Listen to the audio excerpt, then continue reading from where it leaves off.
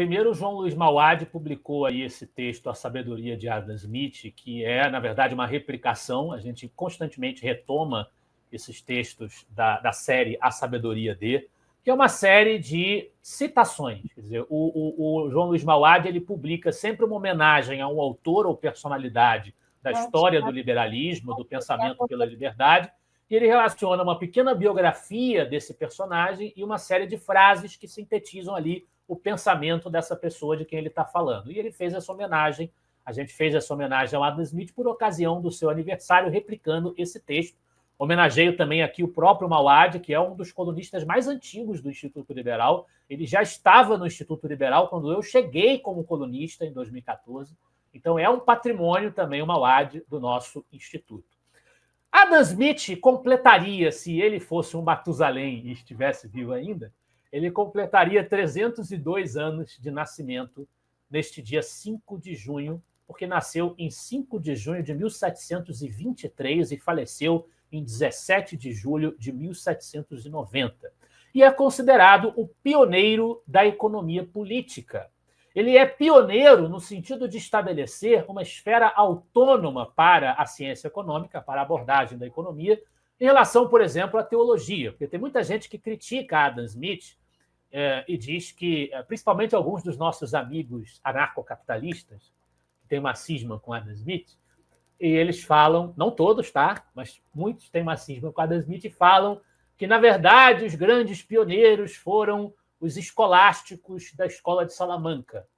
Só que os escolásticos da Escola de Salamanca têm que ser resgatados, têm que ser valorizados, têm que ser enaltecidos. Falaram sobre questões econômicas, como se falou sobre questões que poderiam ser consideradas propriamente econômicas em diversos momentos da história humana, não só ali, no início da modernidade, no período da escolástica. Então, sempre se falou de questões econômicas, mas elas estavam imbricadas com outras questões que não eram exclusivamente econômicas. Não se fazia disso um campo autônomo de conhecimento e de reflexão. Os escolásticos, especificamente, associavam tudo às suas formulações teológicas, porque eles eram padres, eram sacerdotes, estavam preocupados com questões da igreja do ponto de vista católico. O que Adam Smith faz como pioneiro é demarcar e popularizar, disseminar a ideia da economia como um ramo específico de estudo e de investigação do saber humano. Entre os escolásticos e o Adam Smith, você também vai encontrar alguns nomes interessantes. Por exemplo, os fisiocratas.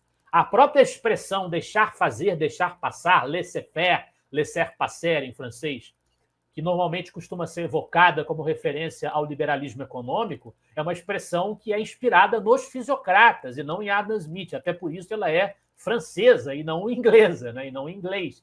E Adam Smith era representante ali do Reino Unido, do iluminismo escocês.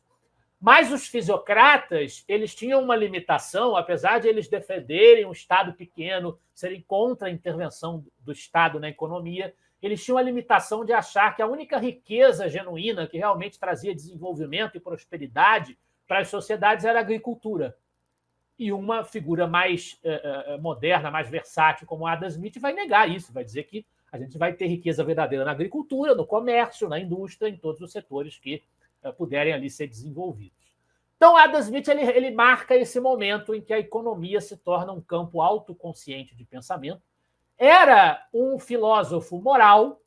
Adam Smith foi professor, lecionou em universidade e era amigo de David Hume, um grande filósofo também do pensamento iluminista escocês, um pensador da epistemologia, que influenciou muito Immanuel Kant a posteriori, mas David Hume também tinha uma visão política e econômica bastante liberal, ele foi bastante elogiado, por exemplo, por Donald Stewart Jr., fundador do Instituto Liberal. Adam Smith gozava das relações próximas de David Hume. Também foi amigo de Edmund Burke, trocou correspondências com Edmund Burke, ali o grande crítico da Revolução Francesa, que inspirou a formação do pensamento conservador moderno. Adam Smith chegou a dizer, inclusive, que Edmund Burke era a pessoa que mais pensava como ele, pensava de maneira mais parecida com ele, antes que tivessem trocado contato, antes que tivessem se relacionado diretamente. O Adam Smith era um filósofo moral. ele escreveu A Teoria dos Sentimentos Morais, que é uma obra menos mencionada, mas tão importante quanto o clássico A Riqueza das Nações, em que ele desenvolve uma teoria ética que vai embasar o seu raciocínio econômico. Ele vai dizer que o ser humano ele toma as suas atitudes porque ele é capaz de empatia, ele é capaz de entender, de se relacionar, compreender o sentimento e a posição dos outros. E dentro dessa obra, A Teoria dos Sentimentos Morais, o Adam Smith vai defender todas aquelas virtudes e valores que a gente costuma relacionar ao universo cristão, à moral cristã. Ele não é contra a caridade, ele não é contra a solidariedade, ao contrário do que muita gente diz, do que muita gente o acusa de ser, né?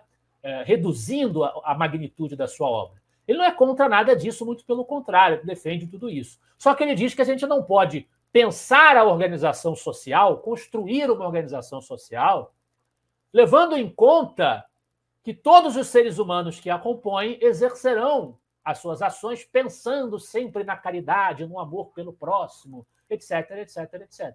A gente tem que construir a nossa sociedade de maneira a que a vida, a liberdade, a propriedade das pessoas, a integridade das pessoas, ela não seja atingida de maneira que, na busca dos seus próprios interesses, do seu auto-interesse, da sua própria satisfação, os melhores resultados sejam obtidos pelas pessoas, mesmo que elas não estejam o tempo inteiro movidas por sentimentos e ímpetos de solidariedade. E aí ele resolveu escrever um trabalho analisando aquelas ações que são tomadas visando ao interesse próprio, que são as trocas econômicas.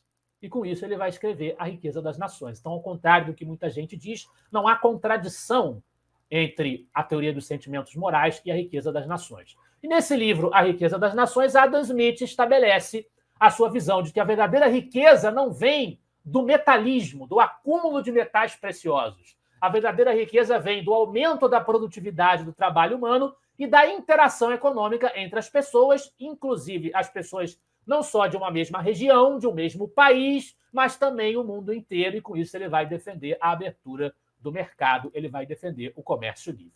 Não era um autor que poderia ser equiparado, por exemplo, aos libertários, aos minarquistas estritos, que a gente vai ver no século XX, ou mesmo um Herbert Spencer, ainda no século XIX. Adam Smith reconhecia ao Estado, além do papel tradicional e precípuo da segurança e da justiça, ele reconhecia também ao Estado o papel de algumas provisões públicas que ele acreditava que seriam mais bem executadas pelo Estado. Algumas provisões na área de infraestrutura, algumas provisões na área de educação, na área de saúde. Inclusive a questão das tarifas, que hoje está em voga a discussão sobre isso por conta das ações do governo Trump, o Adam Smith tinha uma visão pragmática em relação a tarifas alfandegárias. E, em essência, ele era contra, como praticamente qualquer liberal, mas ele admitia tarifas em duas circunstâncias. Quando ele julgasse que a tarifa era essencial para estimular a produção interna do território nacional de alguma coisa que fosse essencial à defesa do país, porque, nesse caso, a vida dos cidadãos estaria em jogo, aí é outro valor que ele coloca para sopesar a liberdade, que é a vida, e ele cita como exemplo, ele achava que justificava-se o protecionismo nesse setor, a defesa naval britânica, porque o Reino Unido era um arquipélago, então Adam Smith entendia que era justificável que se impusessem impostos para estimular a proteção naval do arquipélago. E também ele achava que se poderiam impor tarifas alfandegárias num cenário em que houvesse uma grande expectativa política de que o alvo das tarifas reduzisse também, a seu turno, os seus próprios impostos. Ou seja, quando fosse o caso de você imaginar com muitas razões para isso, com sólidas razões para isso, que você vai baixar tarifas impondo aquela tarifa, em vez de criar um grande conflito de elevação de impostos, que não é bom para ninguém e não ajuda a desenvolver ninguém. Essencialmente, prejudica o consumidor, que deveria ser o soberano. Eu não acho que o Adam Smith aplicaria essa sua teoria a essa verdadeira imposição de tarifas em escala global que Donald Trump resolveu despertar nessa sua gestão, mas há essa margem no pensamento smithiano. Era um autor extremamente pragmático, mas que, ao mesmo tempo, se notabilizou por ser o campeão da defesa do liberalismo econômico. Eu queria fazer aqui um merchanzinho, se você me permitir. Claro, sempre. em que nós temos alguns livros nossos, com selo do Instituto Liberal, o Introdução ao Liberalismo, que nós organizamos pelo IEL com a editora Almedina Edições 70. Tem conteúdo aqui sobre Adam Smith, tem um artigo do professor Pipkin sobre Adam Smith, e também uma mini biografia do Adam Smith aqui consta nesse livro, e o meu livro, O Papel do Estado segundo os Diversos Liberalismos. Adam Smith está aqui na capa do livro. É um autor cuja visão do Estado e cujas contribuições eu abordo bastante em um dos capítulos desse livro.